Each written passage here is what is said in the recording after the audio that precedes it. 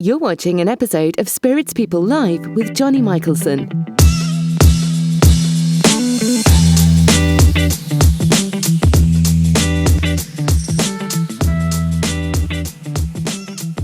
All right, there we go. Spirits Peace. Can't talk. Spirits Tuesday. Spirits People Live. That's what I meant to say. Let's see what happens.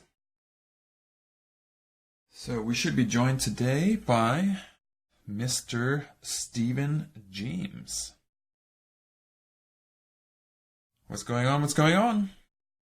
Just waiting for Stephen. I'm going to go live. I'm going to have a rum tasting today. Should be interesting.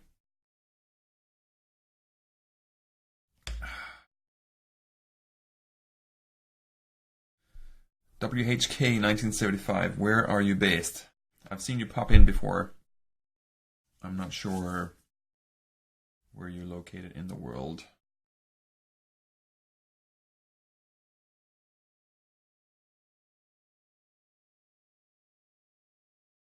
This is going to be interesting. So I'm going to be sipping on this one here. So Saint Benevolence, which is a charity-run rum company on Haiti. Boston Bourbon Society, what's going on? Whiskey Novice. So yeah, as I just said, Saint Benevolence from Haiti. So these guys are donating all of their profits to a charity, and obviously to improve some of the situation in Haiti. There he is, drinking some Gypsy Hill Goober. All right. So we got Rum Diaries in the house. I'm gonna bring him on board, and we'll kick this off. See what happens.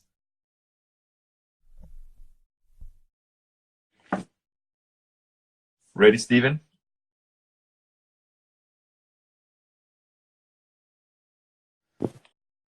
Ah, there he is. How you doing, man? Cracking. I hope that's not in your glass. Right, yeah. Hey, the t-shirt arrived. Look at that. Oh, hold on. It doesn't have the live on it. No. Shit. I said the wrong one. Does this mean I get two t-shirts? I'll get another one. It's meant to be this one. Ah. Damn it. All right. Well, you get another t-shirt. There you go. Yeah, so the ones without the live, I've actually put them up for sale. Right. Just because I don't know if anyone's going to buy them, but I ordered some without. Yeah, the live ones is the one that I'll be giving to everyone who joins me live. Cool. So that was the idea. But yeah, there you go. 2 t-shirts, man. Extra t-shirts, awesome. Yeah. What do you think about the quality? It took me a while to find something. Yeah, it's pretty decent. Oh yeah, it's a decent t-shirt, man. Solid. What you got in your glass? I have the Saint Benevolence. Solid. Mm. So random. Cool, man. So yeah, this was a gift. So some friends of ours in California that we used to hang out with a lot when we lived over there. So they, my wife was just over there for work, so she got this bottle from those guys, and yeah, I figured I'd share it with the rum legend, so we can get some real tasting notes. Good. No pressure. None whatsoever, Stephen. Yeah, but I was reading up on the story. I thought it was pretty cool. So yeah. So yeah, man.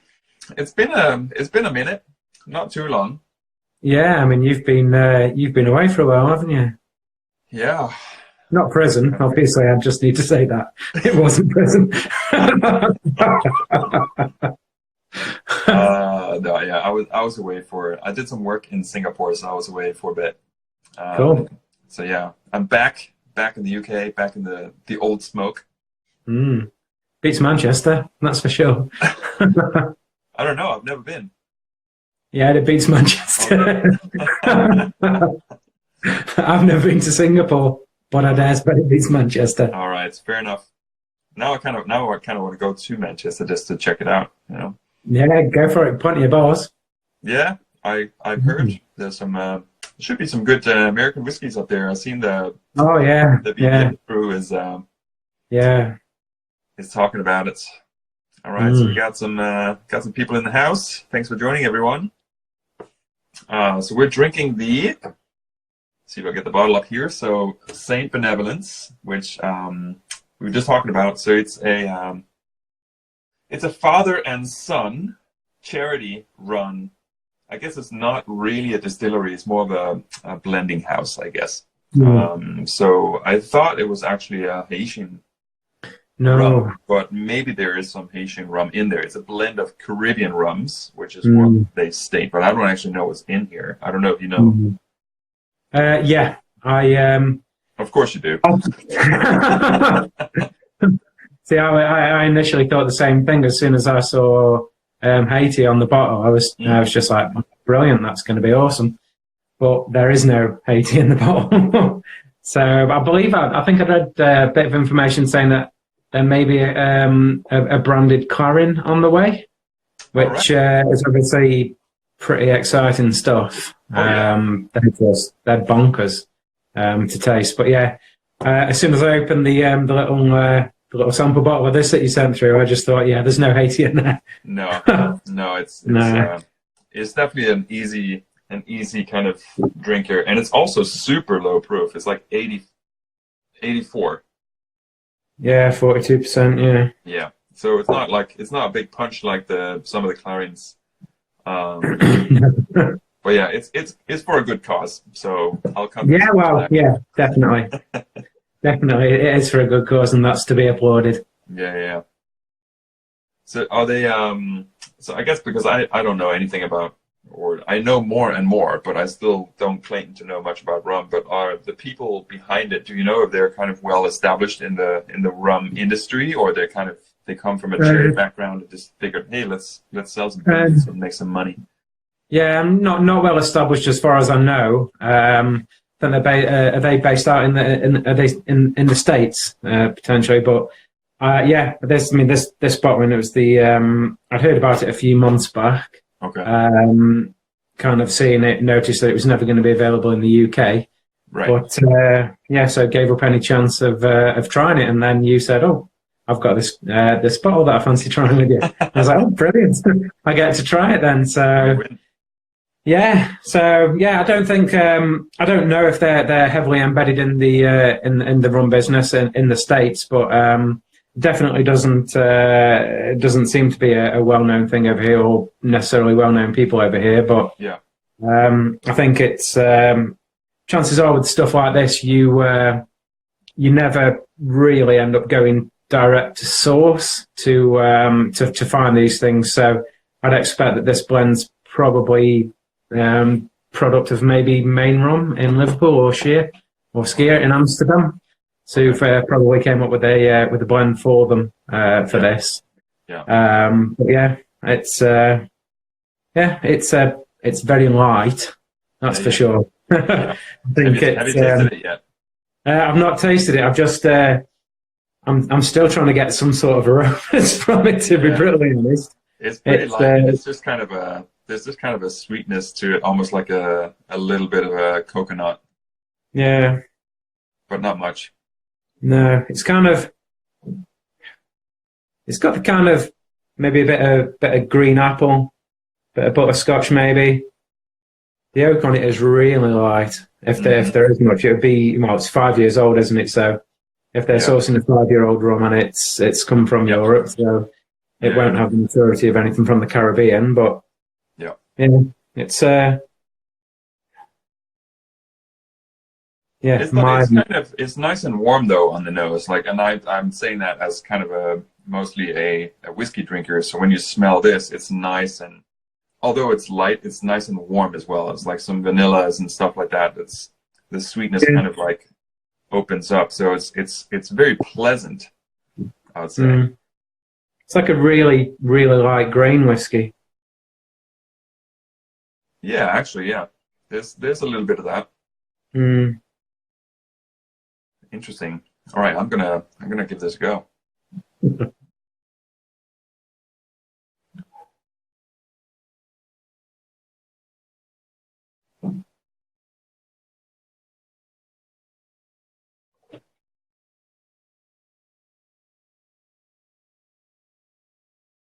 It's like vanilla essence.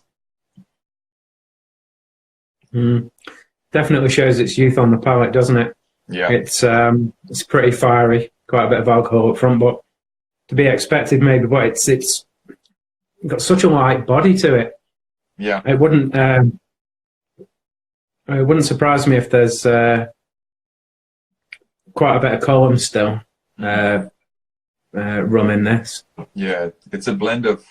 Yeah, I'd say it's a blend of pot and column still. Right. But yeah, I would agree. There's probably a lot of column in here. There's not a lot of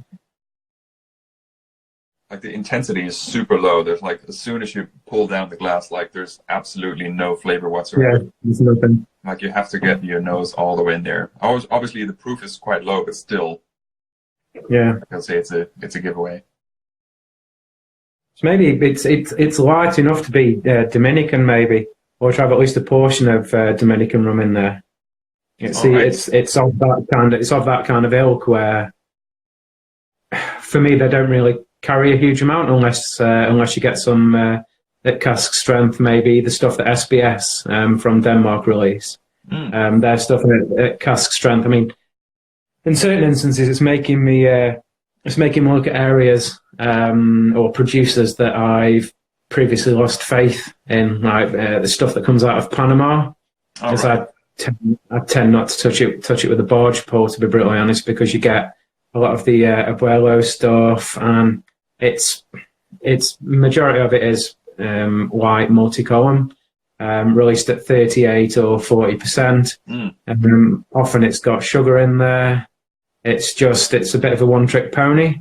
Okay. But some of the SBS stuff and the boutique rum company stuff, that's actually, when you get a little bit of higher ABV on there, it does make it pretty interesting. Okay. It does open it up a little bit, and it's the lack of sugar that I'm after, the lack of post-production on the on the distillate, really. Yeah. Yeah, that's super light, isn't it? It's very light. I think like it's almost like, just waving to people joining here. Thanks for popping in. We're drinking the Saint Benevolence. So the Haitian rum that is not Haitian, but it is a blend of Caribbean rums. Yeah, I was gonna say, like it almost drinks like I'm trying to figure out what I'm trying to say, because it is quite oily actually in the mouth. Like it's quite viscous, which is a little bit surprising, but maybe this is like my inexperience with rum, maybe that's kind of a thing. But you wouldn't necessarily get a young whiskey at such a low proof with such a high viscosity. Right. So I feel like there's quite a coating, and also like it leaves a little bit of a peppery bitterness, but then everything in between that just go down with no finish, and it kind of just sits as a little bit of a coating in the mouth, and that's all the finish really is, and it's quite fast overall. Yeah, I mean, I'm going to try and save a little bit and maybe put the hydrometer over it to see if there's anything in there, because if it has been aged in the Caribbean, aged in Europe, which I believe it probably would have been, or for a large portion of its age anyway. Yeah. Maybe there's something added to help with the mouthfeel in there.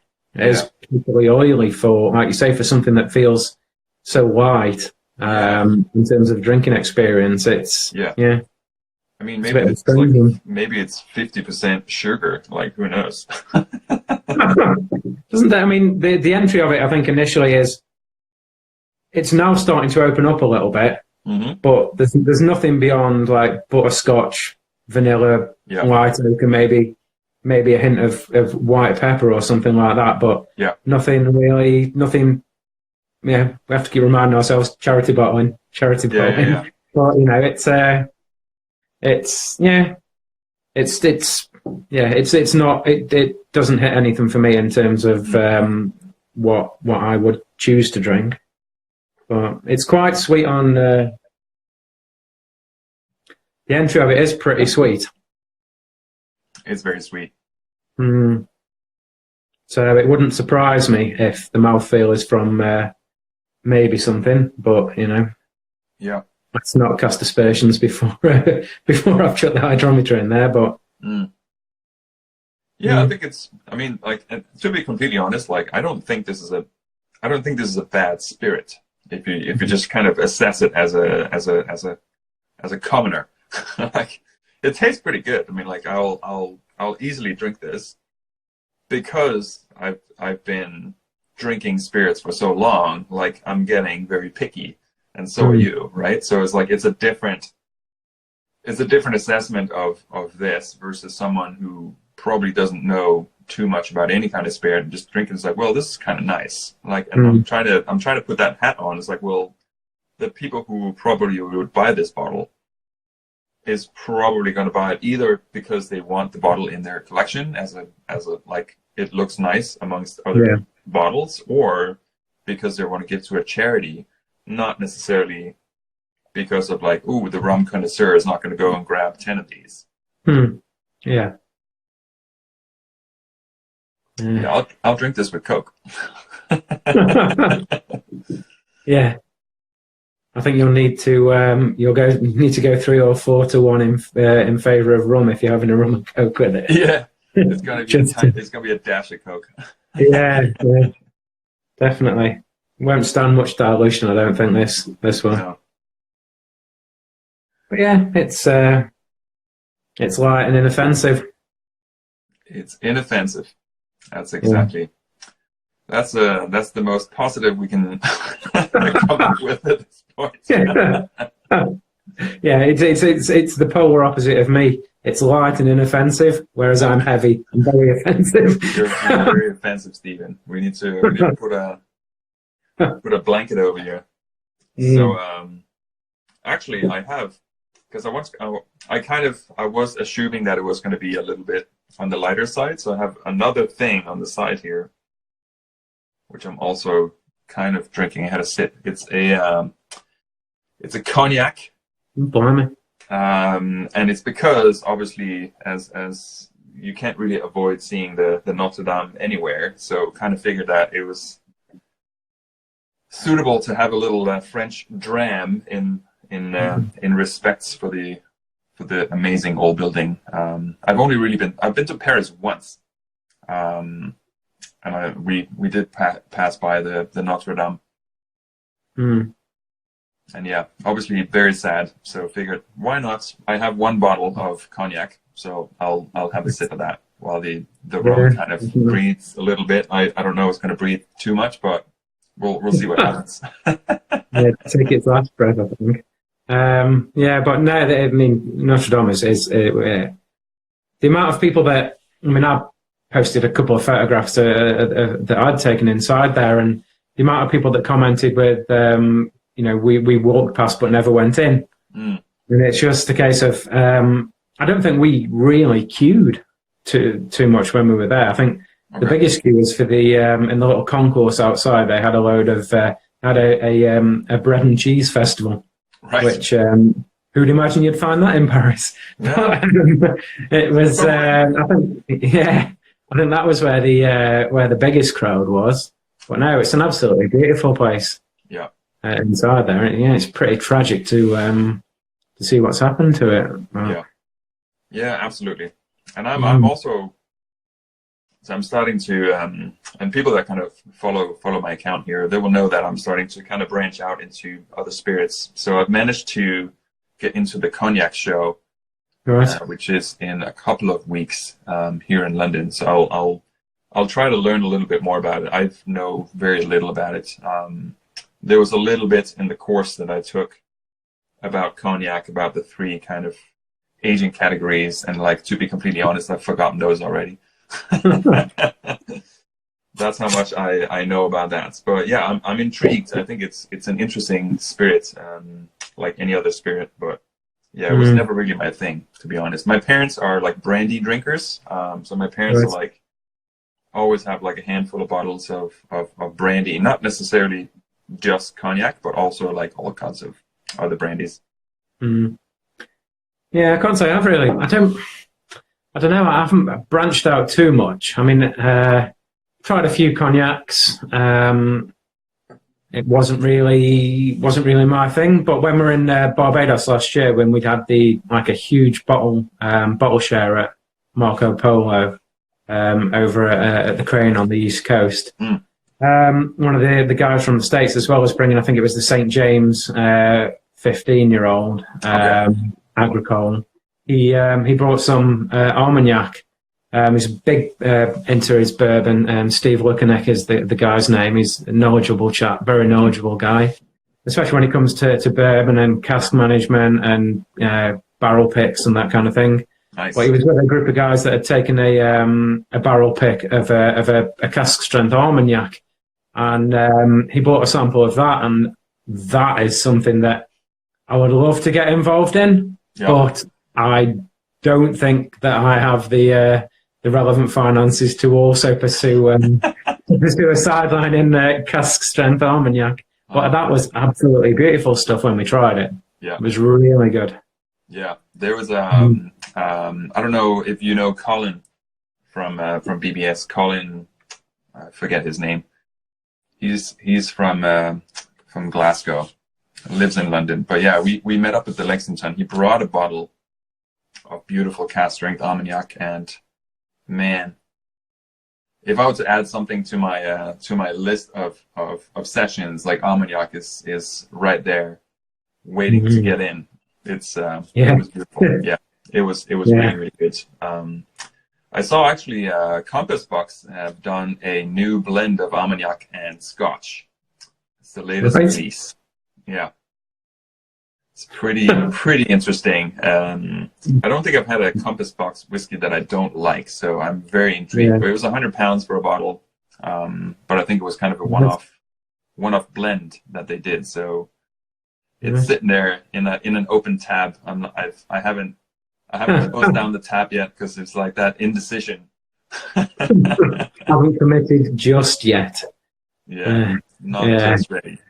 But just in case I am, I just want to keep an eye on the stock levels. Yeah, I mean, what are they calling it then? A blend of armagnac and whiskey. What are they calling the product? As a spirit, I don't know. Just a blend of spirits, I guess. I'm trying to remember the name, which is I can't. Completely gone. Yeah, I saw it. Because I was looking at the transistor that they just released with Brewdog, the collaboration they did with Brewdog and the Punk IPA. So I was looking at that to grab a couple of bottles for some friends, but then I saw that thing. It's like, oh wow, this is new. This is going to be amazing because I love blending stuff. I'll probably actually blend these two just because. Now that we're talking about blending, I'm going to like mix these up. No, it's interesting. Done well. Those interesting things where you kind of mix in different areas of spirits, or even within the same broad category. Because I know that I bought a few of the High West bottlings early doors when they were releasing some of their whiskies, and it was the Campfire that I found pretty interesting. I think it's either a blend of bourbon and I think it might have rye as well, but they also have peated whiskey in there. And I think there was some sort of uproar with regards to them blending the peated whiskey. So I think they maybe obtained like, I don't know, a teaspoon cask of Islay whiskey. And they've created this thing that is, I think, bloody beautiful. It's this really nice blend of like spice and sweetness, but with this kind of toasted marshmallow and bonfire kind of barbecue note running straight through it. And it is beautiful stuff. Really good. And it's no, when I bought it anyway, it wasn't too expensive, but I've been through a couple of bottles of that, and it's good stuff. Yeah, isn't that the High West? Is the High West that does that? Yeah, the High West stuff. Yeah, right. Yeah. But it's when you get that little clash of two different worlds, and it works. I mean, they've obviously.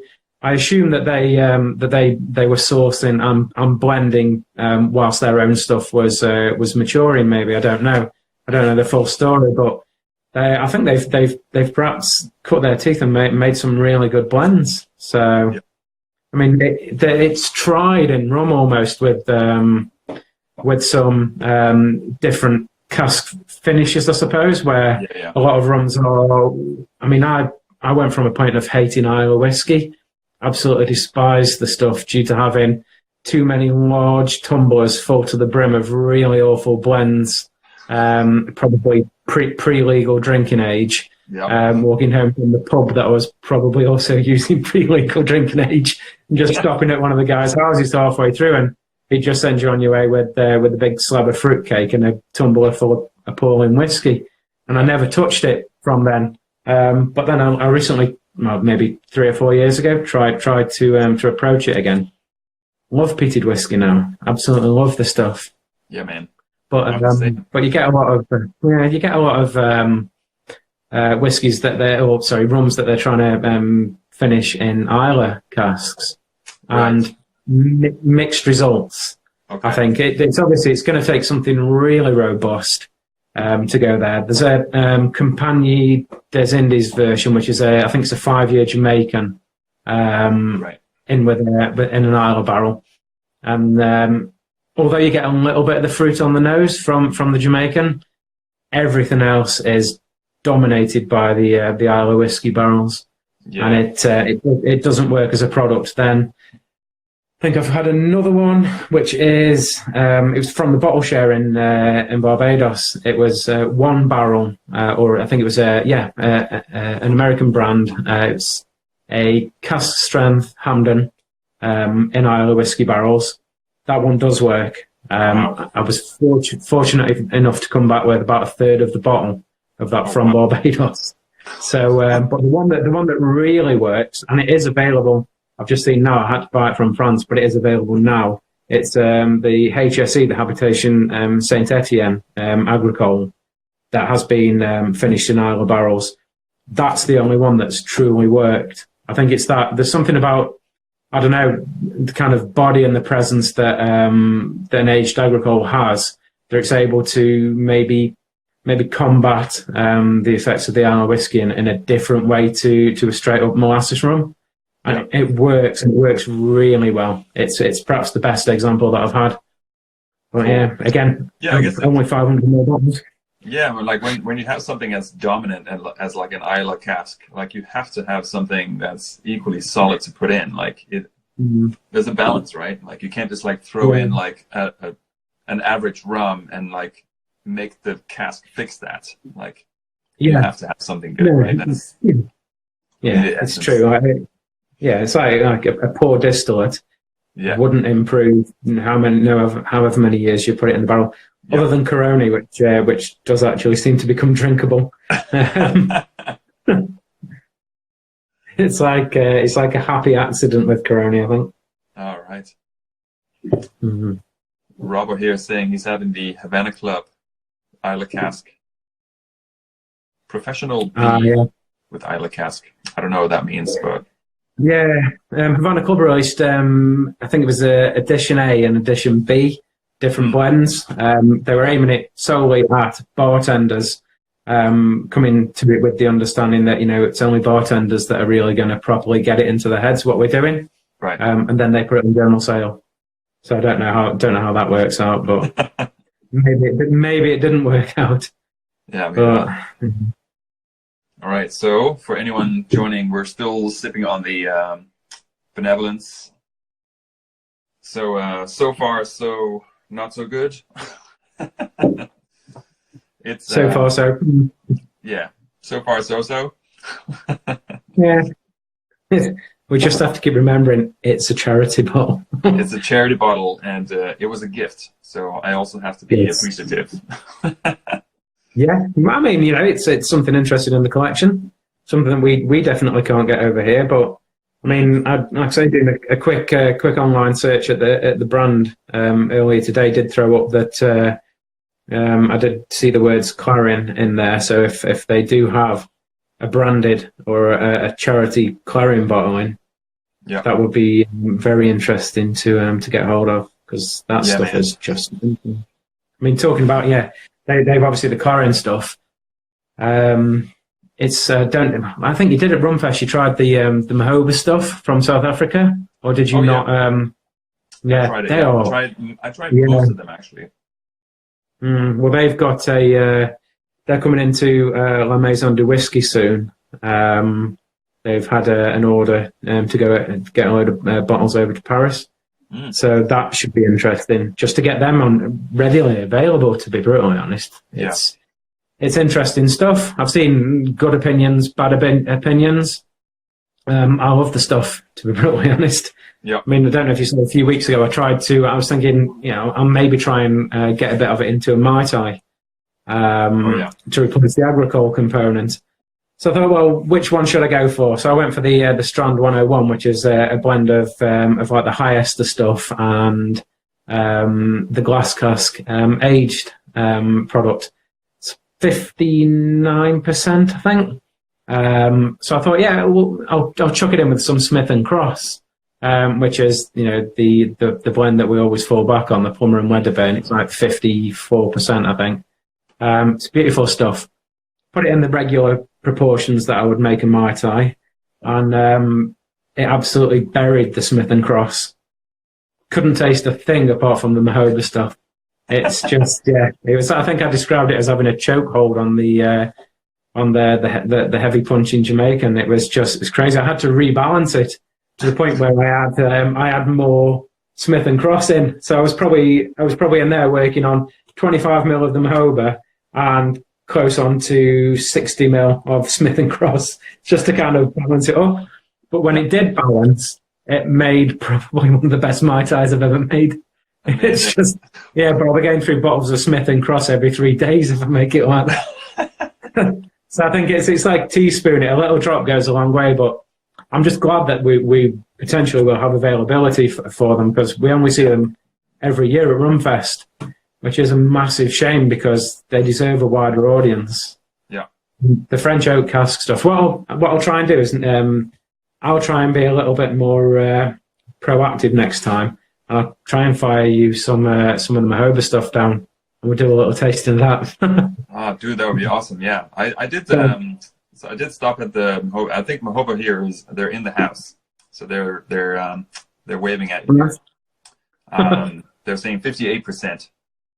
58, right? Yeah. So I remember during Rumfest, it was one of the first stands I went to, and like out of, I don't know, hundreds or like 1,000 people or whatever, like the first person I run into is another Danish guy.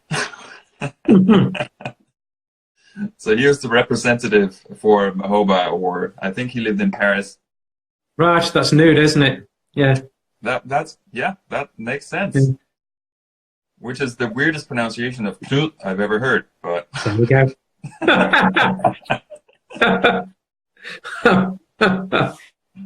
yeah, that was so random. Yeah, so he talked me through the range, and like, yeah, I was able to try like, I think it was like maybe 5 or 6, and I had my spittoon with me. I was being responsible because I really wanted to try a lot of different things.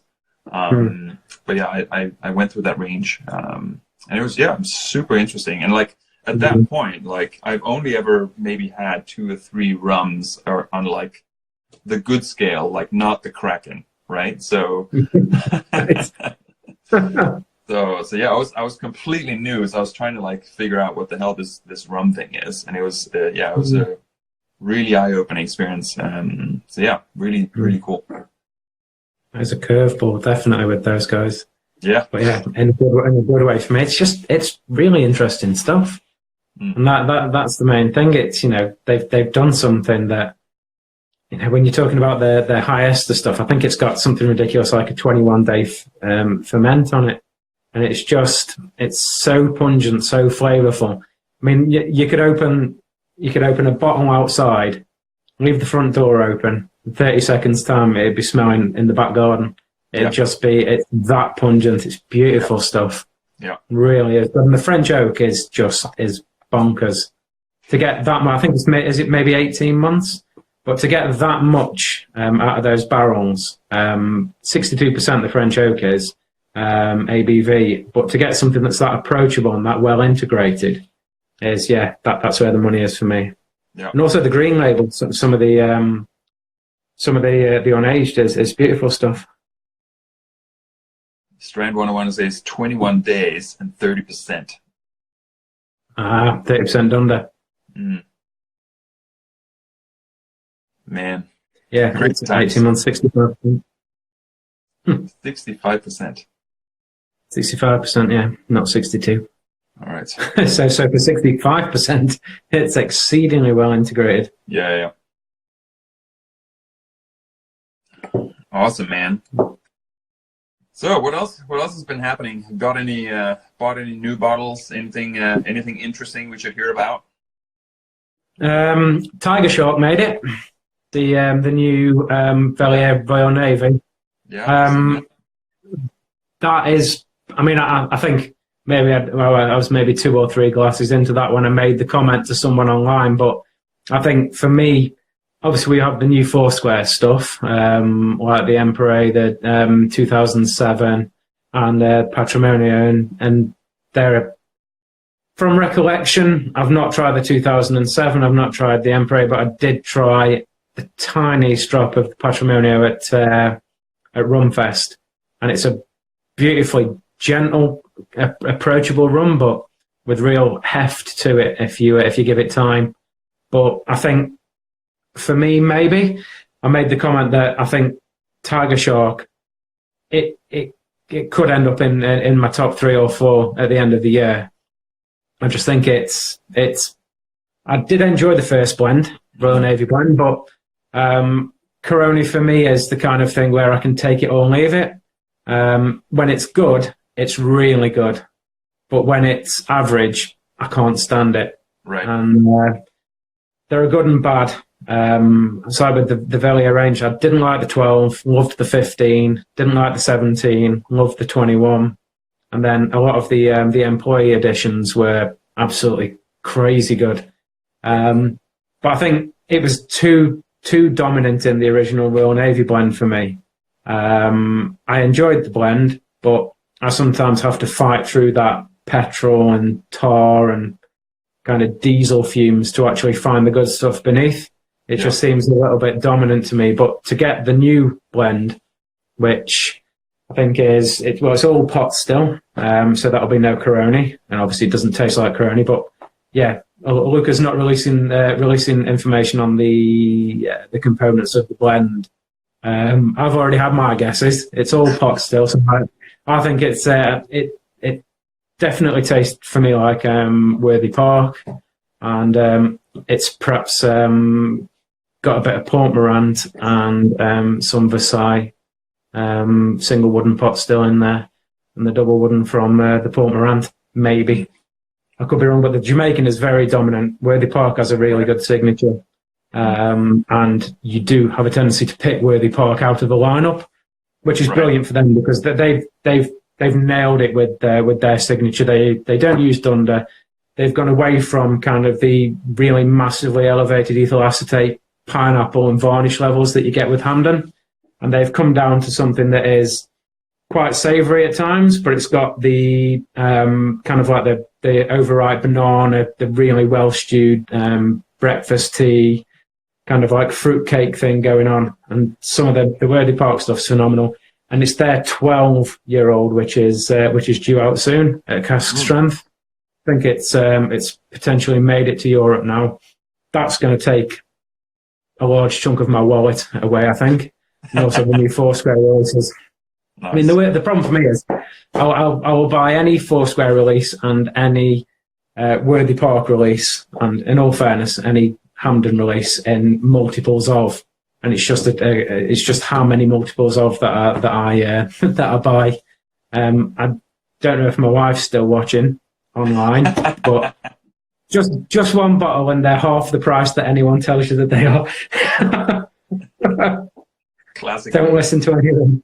Yeah, but no, I mean, there's some stuff that's gonna take a lot of my pennies over the next few months, and it is predominantly coming out of Jamaica and Barbados. Nice, the good spots. Rob was saying, "Who doesn't love fucking bananas?" I was like, "True that, true that." Well, yeah. Fucking brilliant. Cool. So yeah, I haven't. Besides the Saint Novelins, I haven't bought any rums. I've been kind of eyeing out. So regarding the Tiger Shark, so there's a chat group that I'm part of, and it popped up, and I was very intrigued.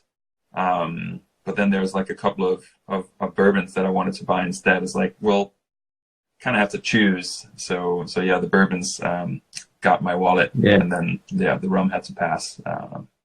But yeah, there's a lot of really interesting stuff out there, and I kind of like, the more I think about it, because I blended the rum with the cognac. It's pretty fucking good. It's taken a little bit of that like a grape, overpowering grape note on the cognac. It's kind of it's taken over a little bit. So yeah, I think there's definitely some additives in that rum, because the sweetness kind of takes over this one too. Yeah. So it feels like it. That's why I've got a little bit left over. I'm going to chuck the hydrometer on there. It definitely, it's too. It seems to have a little bit more body than I would expect from something so light. It definitely feels Dominican, which seems to be quite a good filler in a lot of blends. Because I don't think it's necessarily a that expensive a component in a blend. Okay. But it's another one that good on its own, like Dominican. Is it like a blend type? Not at 42%. There's a lot of smoke and mirrors that goes on with a lot of stuff, a lot of Dominican stuff. Right. Like with a lot of those distillates, they're kind of relatively light. You've got Brugal, which is in certain ones. I mean, the Blanco Brugal makes an awesome daiquiri. It's a really good run for a daiquiri, but I don't really use them that much, to be brutally honest. I've had a bottle of the 1888, which I think has seen sherry barrels, and that definitely feels like it's got a few little additions in there. Right. I don't really touch the stuff that much, but yeah, it just seems quite light, which is obviously, definitely sticks with what this one feels like. And it's like it's maybe all column, but obviously you've looked at the site and it tells you that it's pot and column. Yeah. So that's a bit of a strange one, but yeah, really light and not that interesting. Could be a dash of pot still. Like, it doesn't say that it's like a 50-50 blend. Like, it could be like a tiny little bit of column still. There is a little body to it, but it's not.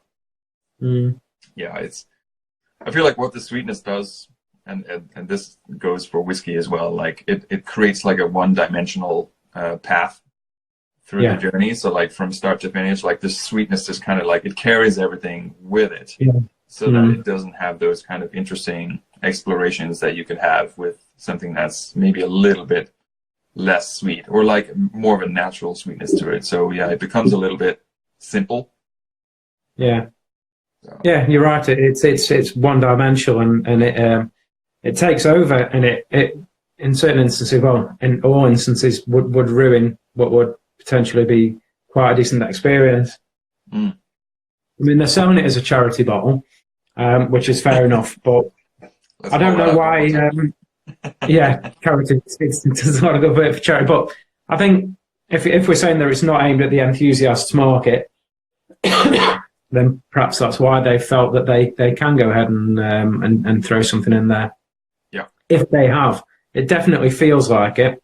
But yeah, we'll test it after this, and I'll see, because it'll be up to about 20 degrees now. I've been sat in my hand for a bit, but nice. Yeah, sugar it does have a tendency to make things one-dimensional, and yeah, well, we've had discussions about that in the past, and I've put the soapbox away for the night, so I won't I won't start that discussion again. That's fair enough. We all have to go to bed at some point, you know. Mm. Yeah, I think one more thought, actually, like when you put something out at 84 proof, like you're not appealing to the enthusiast either. Like it takes a hell of any kind of spirit, not just rum, but like for me to buy an 84 proof whiskey, yeah, man, that's got to have like ratings through the roof and everyone talking about it before I would buy that. Yeah, I mean, the sweet spot's probably with rum. I wouldn't want to buy anything. I mean, I do buy things like Dawley's XO because it is a solid blend at a decent price, and the 12, but 43 is good, which is the island ABV in Barbados. Everything seems to come out at 43%. 46 to 48 or 46 to 50 is the sweet spot for me. Yeah. But yeah, nice easy drinker. Solid. Yeah. I like it when it closes in on 60. That's my sweet spot. Right. Yeah, I mean, but you look at it. For rum, though. I don't know. Depends what you're going for. Like a lot of the Foursquare offerings, they're beautiful in and around 58 to 62%. Yeah. They really do something really well. And the same with a few of the Jamaicans when you get to 57, 58. They are beautiful. And some of the Coronis that sit at 70.2. That's maybe a touch too far for me, but yeah, I do have the Worthy Park. Can't remember. Is it like 2013, the Transcontinental one? Transcontinental, yeah. It's like 57, 58 or whatever. But the aging, like obviously in Europe and stuff, like makes it a different experience probably. But then I also have an old Foursquare from like 2008 or 9 or something like that, also at high proof, which is it's one of those odd ones that I'll go to every now and then. I want something that's like completely out of my comfort zone, and I'll have a sip of that, and I'll leave that for another 6 months. Yeah, is it the Cadenheads, the MBFS? Is it a Cadenheads bottling that you have that's the Foursquare high proof? Or ooh, I do not know. It's one of those where everything's on the front. It says like 2009, like in big letters, or 2008 or whatever in big letters.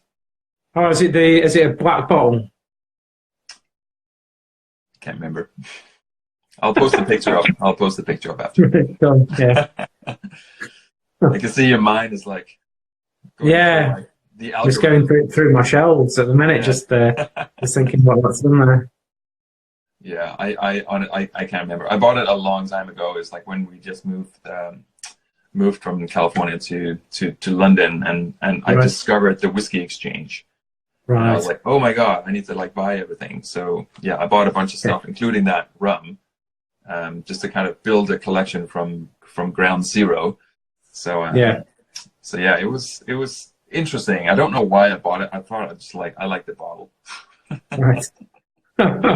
Yeah, I've made that mistake in the past. That's a great bottle. Yeah, but then I've also had the first time I bought the RL Seals 10-year-old from Foursquare. It's a beautiful label. Yeah, it's beautiful. Yeah.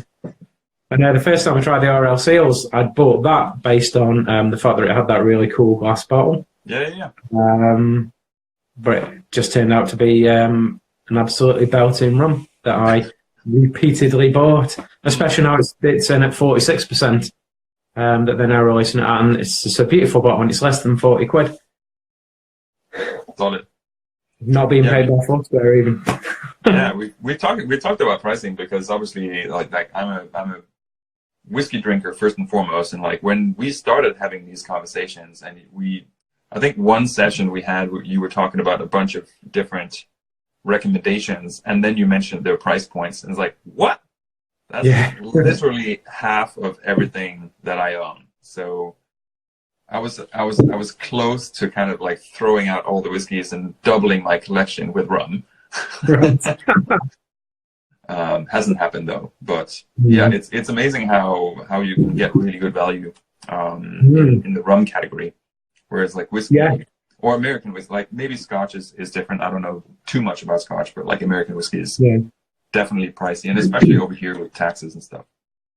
Yeah, I mean, I saw that there was obviously a member of British Bourbon Society, and looking at the some of the bottles that they have on there, and to be brutal honest, well, I wouldn't have potentially wouldn't have met you if it wasn't through the BBS at times. And there's a chap on there called Dean that sent me a few samples through, and we have a decent chat. And he sent a transcontinental, but it's the Grand Terre from Guadeloupe. Beautiful stuff. A little sample through, but also sent some kind of like 1950s Drambuie through, and just all random old bottles. Wow. And some crazy stuff to get into this weekend. But I saw the Whistle Pig that had just come as a Whiskey Exchange exclusive. I noticed that it's had a secondary maturation in Amburana barrels, which is cachaça. That's the Amburana is kind of like it's South American native wood. Okay. And it imports. I mean, cachaça for me, I found the Weber House do like a low end cachaça that's probably 30 quid a bottle that's Amburana aged. And that imports kind of like a beautiful kind of like cinnamon bun notes to the cachaça. So I'm intrigued to see what it would do to something as powerful as a cask strength American whiskey. Yeah, I'd be interested to find out. As well. Yeah, I'm potentially not willing to drop 275 quid to find out. Though. Yeah, that's a couple of pennies. That's a hefty tag, isn't it? But I mean, obviously, I don't know too much about American whiskey, but the Whistle Pig stuff always seems to be price-wise right up there. Yeah, I think they're taking the kind of market bull by the horn and like placing a lot of their not like their normal 10-year-old is not cheap, but like anything beyond that's kind of a special release, they're taking kind of some inspiration from the secondary market, if you will. Right. Which I think, like, to be completely fair, I think it's fine that they do that, because they are the people that should get that money. Like, the secondary is not the place where you don't want to give some random person like all of that money. You want to give it to the people who actually produced it. So I think it's okay, but it's maybe a little bit pricey. But I don't know where their pricing strategies comes from, but it would definitely seem that they're trying to claim some of that. Right. Yeah, they do definitely seem up there price wise. Oh yeah, they do like a price tag. Of course, the last Boss Hog was like $500 if you can get it retail in the US. Right. So yeah, no joke. That's a hell of a lot of money for a bottle. Man, it was fucking delicious though. I didn't own a bottle, but I did get to try it. It's beautiful. Is it worth 600 pounds? No. Yeah. I mean, for 600 quid a bottle, I'd expect it to start filling itself back up again when I get past the shoulders. Yeah. It's like the horn from Valhalla. It literally just like, you would just continue. Yeah, I'd like it delivered to the front door within the hour for 600 quid. But then again, you look at, I think it's maybe always seen the true price of the market. I know with rum, we are spoiled with some of the stuff that we get for the price that we get it for.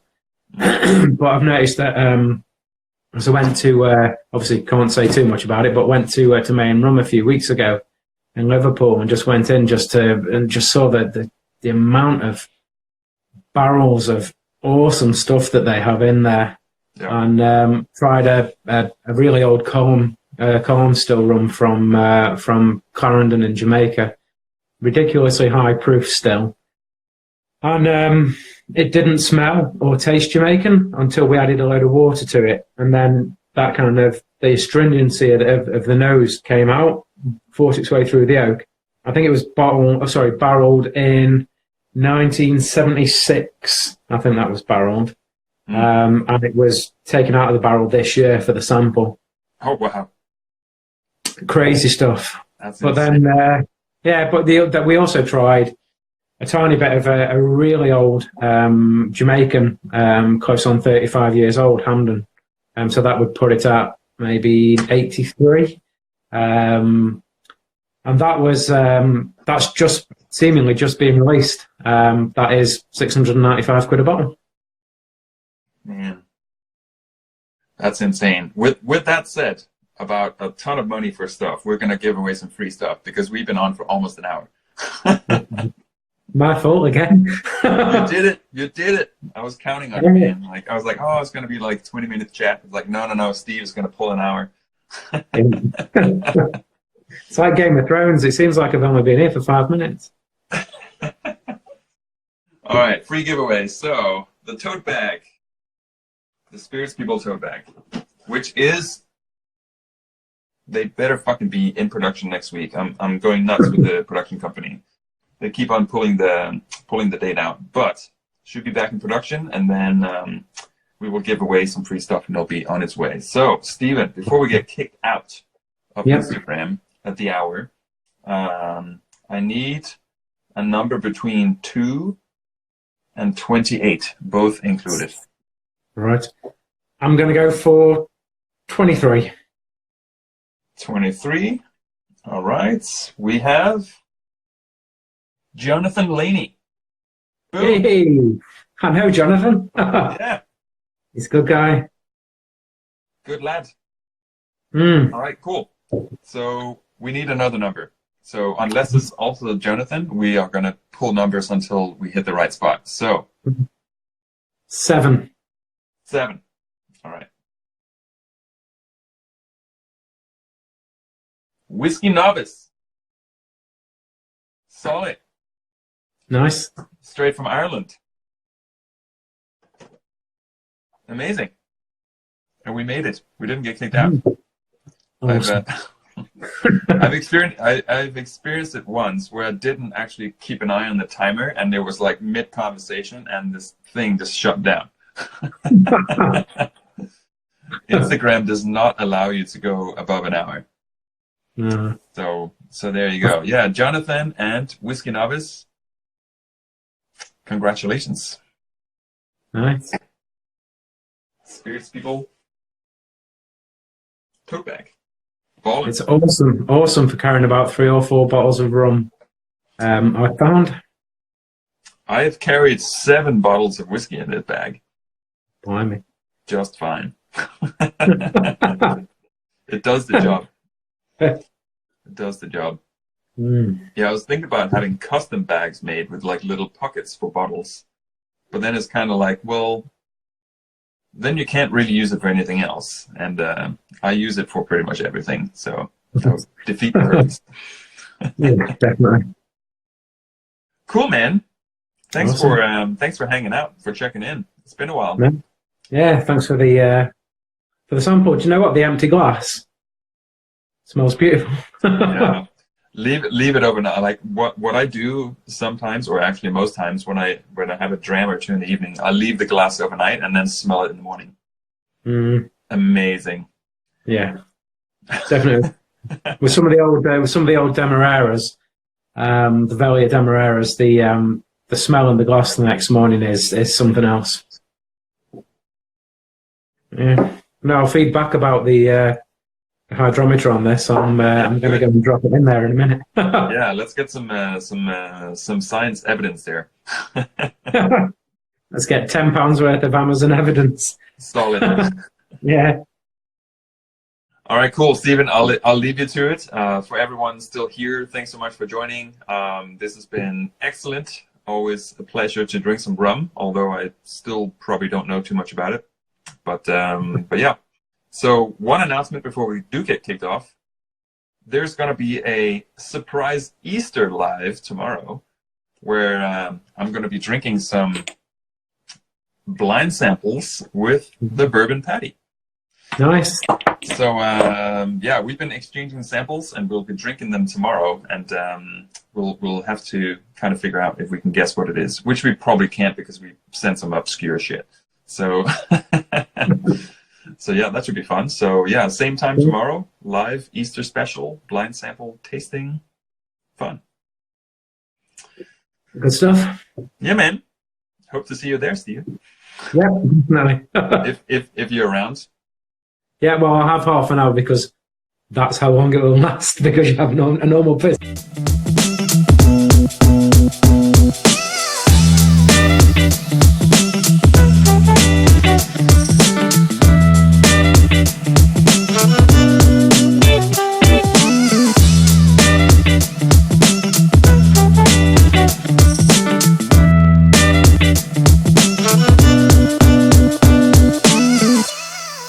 Thank you for watching this episode of Spirits People Live. For more videos, check out spiritspeople.com, subscribe on YouTube, and be sure to follow us on Instagram, where we connect you with spirits people worldwide.